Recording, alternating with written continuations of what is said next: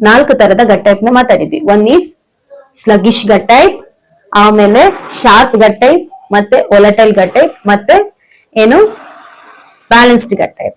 ಇದು 4 ಸಹ ಆಯುರ್ವೇದದಲ್ಲೂ ಹೇಳಲಾಗುತ್ತೆ.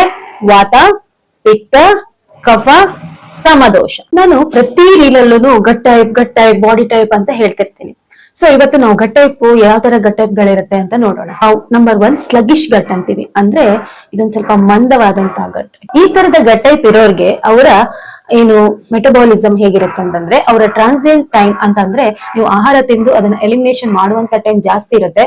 ಹಾಗೇನೆ ಸ್ವಲ್ಪ ಏನು ಅವರು ಕಾನ್ಸ್ಟಿಪೇಷನ್ ಟೈಪ್, ಸ್ವಲ್ಪ ಕಾನ್ಸ್ಟಿಪೇಷನ್ ಅವರಿಗೆ ಆಗ್ತಾ ಇರುತ್ತೆ. ಒಂದ್ ಸ್ವಲ್ಪ ತಿಂದ್ರು ಸಹ ಅವರಿಗೆ ಹೊಟ್ಟೆ ತುಂಬಿದ ಅನುಭವ ಆಗುತ್ತೆ. ತುಂಬಾ ಹೊತ್ತು ಅವರಿಗೆ ಹಶುನೆ ಆಗೋದಿಲ್ಲ. ಅವರ ಮೆಟಬಾಲಿಸಮ್ ರೇಟ್ ತುಂಬಾನೇ ಲೋ ಆಗಿರುತ್ತೆ. ಯಾರಿಗೆ ಸ್ಲಗಿಶ್ ಗಟ್ ಇದೆ ಅವರಿಗೆ. ಮತ್ತೆ ತುಂಬಾ ಹಾರ್ಡ್ ಆಗಿರುವಂತಹ ಸ್ಟೂಲ್ ಪಾಸ್ ಮಾಡ್ತಾರೆ. ಊಟ ಮಾಡಿದ ನಂತರ ಅವರಿಗೆ ಬ್ಲೋಟಿಂಗ್ ಫೀಲ್ ಆಗ್ತಾರೆ. ಡೈಜೆಷನ್ ಅನ್ನೋ